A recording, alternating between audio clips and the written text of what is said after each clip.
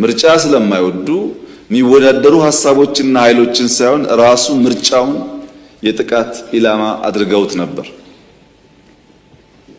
ማሸነፍ፣ ከፈተና መሻገር፣ ችግሮችን በብልሃት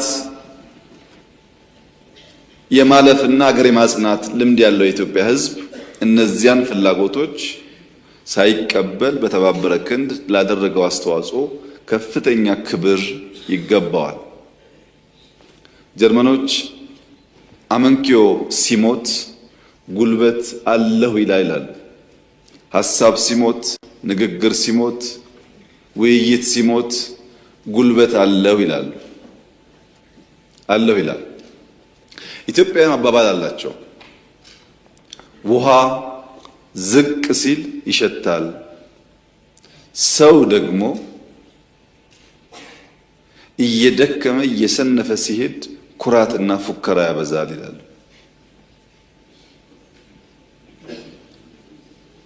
በዘንድሮ ምርጫ ማድረግ አትችሉም፣ አይሳካም የሚለው ሐሳብ የብዙ ኃይሎች ፍላጎት ቢሆንም ኢትዮጵያውያን በአንድ ድምፅ ጽንፈኝነት አንፈልግም፣ ባንዳነት አንፈልግም፣ ዘረኝነት አንፈልግም። እኛ ኢትዮጵያውያን ተባብረን የጋራ ሀገር ማጽናት ማበልጸግ ነው ምኞታችን የሚለውን በአንድ ድምፅ አስተጋብተዋል። ለዚህም ነው ህዝቡን አናቀውም የምንለው። ሰሜን ብትሄዱ፣ ደቡብ ብትሄዱ፣ ምዕራብ ብትሄዱ፣ ምስራቅ ብትሄዱ አንድ ድምፅ ነበር፣ ጽንፈኝነት አያስፈልገንም የሚል፣ ባንዳነት አያሻንም የሚል። ይህንን ታላቅ ድምፅ አረጋውያን በዚህ ምርጫ እንዳያችሁት በድጋፍ ወጥተው መርጠዋል። እነዚያ አዛውንቶች ለሚቀጥለው 5 ዓመት ሊኖሩም ላይኖሩም ይችላሉ። አዛውንቶች ተሰልፈው የመረጡት እነሱ ስለሚኖሩበት ሳይሆን በእነሱ ድምፅ ሀገር መጽናት ስላለበት፣ በእነሱ ድምፅ የልጆቻቸው ሀገር ቀጣይነት መረጋገጥ ስላለበት ትልቅ መልእክት በውስጡ አለው። በሽተኞች በድጋፍ ወጥተው መርጠዋል። በሽተኞች ይዳኑ አይዳኑ አይታወቅም።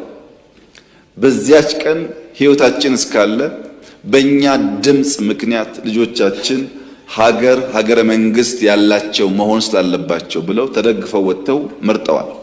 ሀዘንተኞች ከሀዘን ተነስተው መርጠዋል። እናቶች ልጆች አዝለው ወጥተው መርጠዋል። ይህንን አቅልለን አንወስደውም፣ እንደ ታላቅ አደራ የምንወስደው። ከዚያም ባሻገር ጥይት ይተኮሰባቸው፣ የጥይት ድምፅ እየተሰማ ሸብረክ ሳይሉ ወደ ምርጫ ጣቢያ ሄደው የመረጡ ዜጎቻችን ለተመረጠው ሰው ሁሉና ለመንግስት በከፍተኛ ሁኔታ አደራ የሰጡ ሲሆን እኛም በታላቅ ሸክም በታላቅ ኃላፊነት የምናየው ይሆናል። ከኛ አንጻር የነበረው መልእክት ግልጽ ነው። ጅምራችሁ መልካም ነው። ዘርፈ ብዙ ኢኮኖሚዎች ለማሻሻል የምታደርጉት ጥረት መልካም ነው። ጅምራችሁን ወደንላችኋል። ስርዓታዊ ሌብነት መጥፋቱን እንደግፋለን። አሁንም ግን በውስጣችሁ ሌቦች ስላሉ በተቻለ መጠን ሌብነትን አጥርታችሁ ሰርቪስ አሻሽላችሁ ትልሞቻችሁን በተሟላ መንገድ አሳክታችሁ የጸናች የበለጸገች ኢትዮጵያን ለልጆቻችሁ ለማስረከብ የእናንተን ድርሻ አንድ ጡብ ማስቀመጥ ትችላላችሁ በሚል ተስፋ ነው የኢትዮጵያ ሕዝብ የመረጠን። ባዶ ቼክን የሰጠን። በዚህ ቼክ ላይ መልካም ስም፣ መልካም ስራ መዝራት፣ መልካም ውጤት ማምጣት የኔና የእናንተ ኃላፊነት ይሆናል። ይህንን ቼክ በአግባብ ሳንጠቀም ካበላሸነው የኢትዮጵያ ሕዝብ ጥይት ሳይፈራ እንደመረጠው ጥይት ሳይፈራ የተቃርኖ እርምጃ መውሰድ ይችላል። በታማኝነት እና ሕዝብን በማክበር ማገልገል ምን ያክል ውጤታማና ፍሬያማ እንደሚያደርግ በዘንድሮ ምርጫ ለማየት ተሞክሯል። እንደ መንግስት እኛ በኢትዮጵያ ሕዝብ የምርጫ ታሪክ በአፍሪካ የምርጫ ታሪክ ምናልባት ዲሞክራሲ ከኛ ወዲያ የሚሉ ሀገራትም ቢሆኑ አድርገው በማያውቁት ልክ የብልጽግና ፓርቲ ከ6 ወራት በፊት ይህንን ምርጫ በሚመለከት በነበረን ውይይት ብልጽግና ከ85% ባለፈ ወንበር አይወዳደርም፣ 15%ቱን ሙሉ በሙሉ የሚፎካከሩ ፓርቲዎች በነፃነት ኢንከምበንስ መንግስት በሌለበት ተጭበረበረ ወይም ደግሞ መንግስት በኃይል ወሰደ በማይሉበት ሁኔታ ብቻቸውን ይወዳደሩ። እኛ ከነሱ ጋር በ85ቱ እንወዳደራለን። ለነሱ 100% እድል ይሰጥ፣ ለኛ ግን 85% እድል ይሰጥ ብለን እንደምታስታውሱት ተጨቃጭቀን ተነታርከን ወስነናል። የብልጽግና አባላት ያኔ የጎረበጠ ቢመስላችሁ ሐሳቡ ዛሬ ላይ ውጤቱ እንደምታዩት ለዲሞክራሲ ቀናይነት በካቢኔ ማስገባት ብቻ ሳይሆን በፓርላማ 15% አልወዳደርም የሚል ገዢ ፓርቲ በድፍን አፍሪካ መኖሩን እጠራጠራለሁ። በእኛ ሁኔታ ታይቶ አይታወቅም። ለምን? ብዙ ድምጾች እንዲገቡ ፍላጎት ነበር። ብዙ ድምጾች እንዲሳተፉ ፍላጎት ነበር። ያን የኢትዮጵያ ሕዝብ ተገንዝቦ ከወትሮ በተለየ መንገድ በርከት ያሉ ፓርቲዎች በክልልና በፌዴራል ፓርላማ ተሳታፊ መሆን ችለዋል። ምናልባት ማለፍ ሲገባቸው የቀሩ ግለሰቦች ሊኖሩ ይችላሉ። በአብዛኛው ሲታይ ግን ሰላማዊ ዴሞክራሲያዊ የህዝብ ይሁንታ በግልጽ የታየበት ምርጫ ሆኖ እኛም እንደ ፓርቲ 15% ይቅርብን ያልነው ጉዳይ ብዙ ድምጽ ለመስማት እድል የሰጠ ስለሆነ የብልጽግና ፓርቲ አባላት እንደዚህ ባለው ወጣ ያለ ውሳኔ አካል በመሆናችሁ ኩራት ሊሰማችሁ ይገባል። ይህ በየትኛውም አፍሪካ ሀገር አይታይም። ይሄ ብቻ አይደለም። በሚቀጥለው የኢንክሉሲቭ ናሽናል ዲያሎግ ውስጥ ብልጽግና አጀንዳዬ ካላቸው ጉዳዮች አንዱ በስልጣን ላይ ያለ መንግስት ማክሲመም 2 ተርም ብቻ መቆየት አለበት የሚል አጀንዳ ብልጽግና ይዞ የቀረበውንም በአፍሪካ ደረጃ ህገ መንግስት አሻሽለው እድሜ ሲያራዝሙ እንጂ ያልተገደበ እድሜ ኖሯቸው እድሜ ሲገድቡ ሰምተን አናቅም። ይህ ታላቅ እርምጃ ነው። ለሀገር የሚጣል ጡብ ነው፣ መሰረት ነው።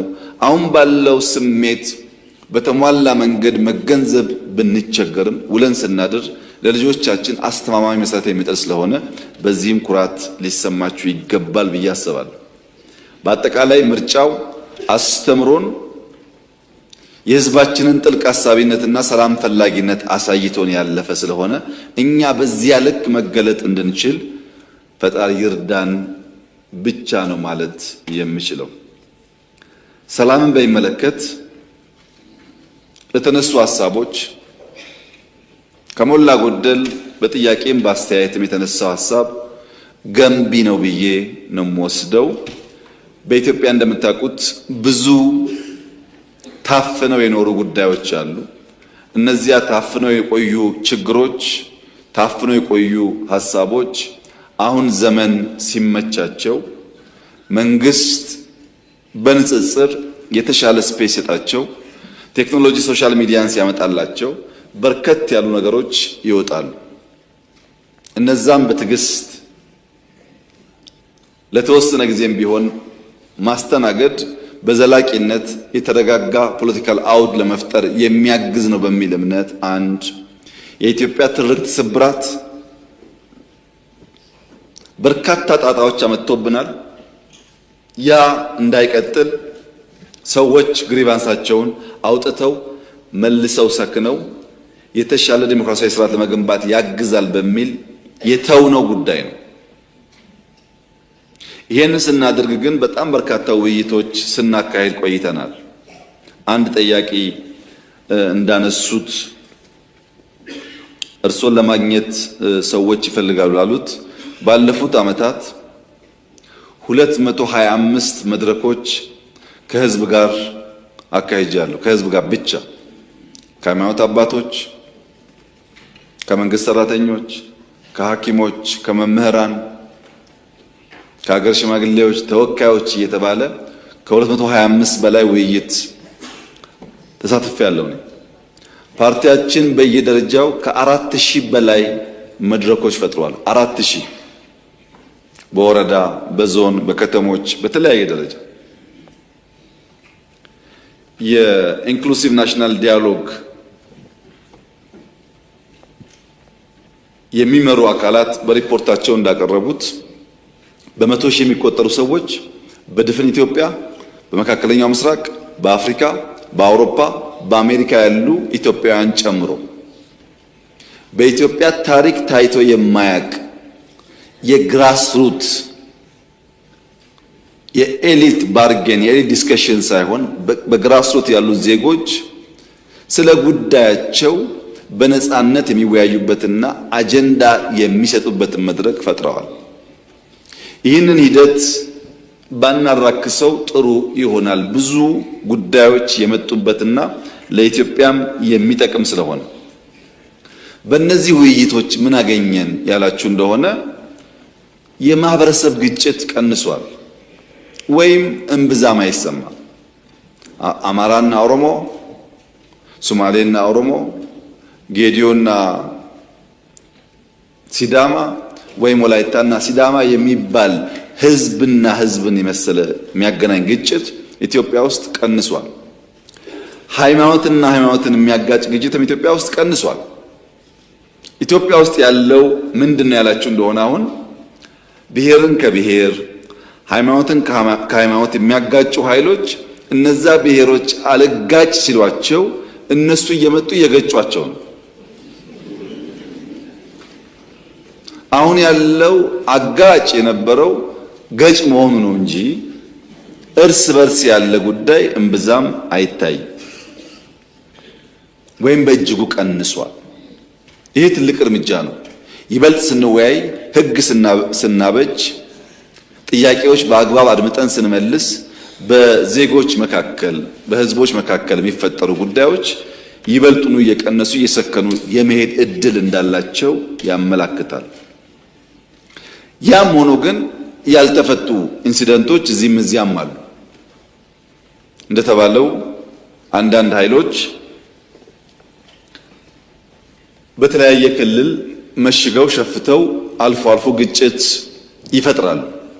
ያ ለምንድን ነው የሆነው የሚል ጥያቄ ግን ካላችሁ ኢትዮጵያ ተረጋግታ ጸንታ እንዳትኖር የሚሹ ኃይሎች ገንዘባቸውን፣ ጊዜያቸውን አጥፍተው ባንዳ ያሳድዳሉ። እኛ ደግሞ ክፉ አመል አለብን። በጣሊያን ጊዜ እንደምታስታውሱት አልፎ አልፎ ባንዳዎች በውስጣችን አሉ። እነዚህ ባንዳ ፈላጊና ባንዳዎች ሲገናኙ በየቦታው ጥርት ባለ ዓላማ፣ ፍላጎት የተሰናሰለ ጉዳይ ሳይሆን ግጭት ይፈጥራሉ። አልፎ አልፎ የተቃዋሚ ፓርቲ ወይም ግለሰቦች ሲወያዩ ከሰማችሁ የኔና ያንተ ጉዳይ አሁን ይቆይ፣ በኋላ እንደርስበታለን፣ አሁን ዋናው ጉዳይ ይህንን መንግስት መጣል ነው፣ ይህንን መንግስት ከጣልን በኋላ እንዴት ያለ መንግስት እንዴት ያለ ስርዓት የሚለው እንወያያለን ይላሉ። ስልጣን ይዘው ሊወያዩብን ማለት ነው። ዲፍረንሱ ምንድነው? ከኛ ጋር እኛ ዝግጅታችንን ጨርሰን ምን አይነት መንግስት፣ ምን አይነት ፓርቲ፣ ምን አይነት እሳቤ ለኢትዮጵያ እንደሚበጅ ተዘጋጅተን ስንመጣ እኛን የሚቃረኑ ደግሞ ከመጡ በኋላ ሊዘጋጁብን ይፈልጋሉ። ይሄ ለየቅል ነው ጉዞ። ለዚህ ነው ባጠረ ጊዜ ውስጥ በጣም ከፍተኛ ውጤቶች ኢትዮጵያ ውስጥ ማየት የቻልነው። ለዚህ መፍትሄው አንድ ህዝባችንን በቀጣይነት ማወያየት፣ የጸጥታ ተቋማት ማጠናከር። ከፍተኛ ለውጥ ነው ያለው። ሎ ኢንፎርስመንት ኤጀንሲስ መገመት ከሚቻል በላይ በቁጥር በብቃት በቴክኖሎጂ እያደጉ መጥተዋል። ኢትዮጵያን ከማንኛውም ጥቃት ለመከላከል የሚያስችል ቁመና እየፈጠሩ ይገኛሉ። ነገር ግን የሽፍቶች ባህሪ የኮንቬንሽናል ጦርነት ባህሪ ስላልሆነ ህዝባችን ከሎ ኢንፎርስመንት ኤጀንሲስ ጋር በትብብር ሆኖ እነዚህን ኃይሎች የመቆጣጠር ስራ መስራት ይጠበቅበታል። ይህን ጉዳይ በተለያየ አፍሪካ ሀገራት ማየት ትችላላችሁ። በሃይማኖት ወይም በብሔር ስም የሚታገሉ ኃይሎች ለረጅም ዓመታት እንዴት እንደሚቆዩ ለምሳሌ ቦኮ ሃራምን ብትወስዱ ብዙ መንግስታት ናይጄሪያ ሲቀያየሩ ቦኮ ሃራም አለ። በቅርቡ እንኳን የናይጄሪያ መንግስት 13000 የሚጠጉ የቦኮ ሃራም አባላት ላይ እርምጃ ወስጃለሁ ሪፖርት አቅርቧል። በየጊዜው ሪፖርት ይቀርባል። በየጊዜው ግን እንደዚህ አይነት ኃይል ይኖራል። ባህሪው ነው። በኮንቬንሽናል ጦርነት የምናየውን ባህሪ ከሽፍቶች ጋር በምናደርገው ጦርነት ላናየው እንችላለን። ያም ሆኖ ግን ይበልጥ መዳከም፣ ይበልጥ መጥፋት፣ የህዝብና የመንግስት ትስስርና አቅም እያደገ ሲሄድ እየቀነሰ እንደሚሄድ ደግሞ ጥርጥር የለውም። የኢትዮጵያ ሰላም አንጻራዊ በሆነ መንገድ ተሻሽሏል። ብዙ ሰልፎች፣ የሃይማኖት በዓላት እንዳልኳችሁ ከ50,000 በላይ የምርጫ ጣቢያዎች እና ትላልቅ ኩነቶች ሲካሄዱ እንብዛም የሚታይ ችግር የለም። የሚያጋጥመንን አልፎ አልፎ ያለውን ግጭትና በአንዳንድ ክልሎች ያለውን ግጭት ደግሞ ቅድም አንዳንድ የምክር ቤት አባላት እንዳነሳችሁት ይበልጥ በመወያየት በመነጋገር በመመካከር በመቀራረብ ለመፍታት በእኛ በኩል ጥረት ይደረጋል። እናንተም ድጋፍ እንደምታደርጉ ተስፋ አደርጋለሁ። በጥያቄዎቻችሁ ላይ ግን እውነተኛ ምክክር፣ እውነተኛ ውይይት፣ እውነተኛ ግብዣ ላላችሁት በተደጋጋሚ እዚህ ምክር ቤት ለመጋበዝ ሞክሬያለሁ። በርካታ የኦሮሚያ ውስጥ ያሉ የታጠቁ ኃይሎች፣ አማራ ውስጥ የታጠቁ ኃይሎች ብዙዎቹ የተደራደሩ የተመለሱ ይገኛሉ። የቀሩ ወንድሞቻችንም በዚያ መንገድ እንዲመለሱ ነው የምንፈልገው። በእኛ በኩል ያለው ፍላጎት እሱ ነው። ለምን? ስለማያዋጣ ወደ ድል ስለማይወስድ ተነጋግረን በጋራ ሀገር ማነጽ መገንባት ይሻላል የሚል እምነት ነው ያለን። ይሄንን ማጠናክረን እንቀጥላለን። ፕሪቶሪያን በሚመለከት ፕሪቶሪያ እንደ ድርድር ብቻ መታየት ያለበት ጉዳይ አይመስለኝም። ብዙ ውጤት ያስገኘ የሰላም ስምምነት ነው። ከሁሉ በላይ አሸናፊና ተሸናፊ እኩል ቁጭ ብለው የተወያዩበት ድርድር ነው። መንግስት ካሸነፈ በኋላ የተሸነፈውን ኃይል አስቀምጦ ተደራድሮ መፈራረም ብቻ አይደለም፣ በችግር ውስጥ የነበሩ የታጠቁ ኃይሎች ቀልቦ ብዙ ድጋፍ ሰጥቶ ለሰላም ያለውን ቁርጠኝነት ለማሳየት ሙከራ አድርጓል። በዚያ ስምምነት ምን ተገኘ ያላችሁ እንደሆነ ቢያንስ በትግራይ ጊዜያዊ መንግስት ማቋቋም ተችሏል። መንግስት ማቋቋም ቀላል ነገር አይደለም። ከ60,000 ያላነሱ የታጠቁ ኃይሎች በዲዲአር አስፈላጊው ክፍያ ተፈጽሞላቸው ከሰራዊቱ እንዲቀነሱ ሙከራ ተደርጓል። በርከት ያሉ እስረኞች፣ ምርኮኞች ተፈተዋል። በጦርነቱ የማረክናቸውን በርካታ ሰዎች ፈተናል። አንዳንድ ምርኮኞች ናቸው አሁን እዛ ሄደው ዋና ተቆርቋሪ ሆነው የትግራይን ህዝብ እያመሱ ያሉት። ምርኮኞች መፍታት ብቻ ሳይሆን ሰርቪስ ቆሞ የነበረ በአየር፣ በቴሌኮም፣ በተለያየ መንገድ ሰርቪሶች ተለቀዋል። ከዚያ ባሻገር እነዚህ ኃይሎች ሀብታችን፣ ንብረታችን የሚሏቸውን በተለያየ ቦታ ያሉ ሀብቶቻቸውን ጠብቀን አቆይተን ሰጥተናቸዋል። ቤቶች፣ ህንፃዎች እንደምታውቁት ማለት ነው። ከየት መጣ ብለን በቀላሉ ምክንያት ፈጥረን መውረስ የምንችላቸውን ሀብቶች ለሰላም ሲባል አቆይተን መልሰናል። አሁን ዛሬ እዛ ሰላም የሚያውቁ ኃይሎች ሚስቶቻቸው፣ ልጆቻቸው ከፊሉ አዲስ አበባ፣ አብዛኛው ውጭ ሀገር እንዳሉ እናውቃለን። አዲስ አበባ ያሉትን ከፊል ቤተሰብ ያልነካንበት ዋናው ምክንያት በአንድ ሰው ጥፋት ዘሆል ቤተሰብ መታመሱን እንደ መንግስት በወደ ሰፊነት ማየት ይሻላል ብለን ስላሰብን በርካታ ጥቅም ከማስገኘቱ በተጨማሪ ለምን ፕሪቶሪያ ተስማማችሁ የሚሉ ደግሞ በጣም በርካታ አኩራፊዎች ተፈጥረዋል። ቲፒኤልኤፍ ብቻ ሳይሆን ትግራይ መውደም ነበረባት ብለው የሚያስቡ ኃይሎች አኩርፈዋል። ከኛም ገሸሽ ብለዋል። በአንጻሩ እነሱ ይተባበሩ ሞክረዋል። ፕሪቶሪያ እንዲህ ያለውን በርካታ ነገር በውስጡ የያዘ ነው። ከዚያ በኋላስ በየቀኑ በርከት ያሉ ውጊያ፣ ጦርነት ሊቀሰቅሱ የሚችሉ ፕሮቮኬሽንስ በየጊዜው ትግራይ ባሉ ኃይሎች ይፈጸማል። በየጊዜው ከሁሉ የከፋው አሁን በርካታ የትግራይ ልጆች በጉልበት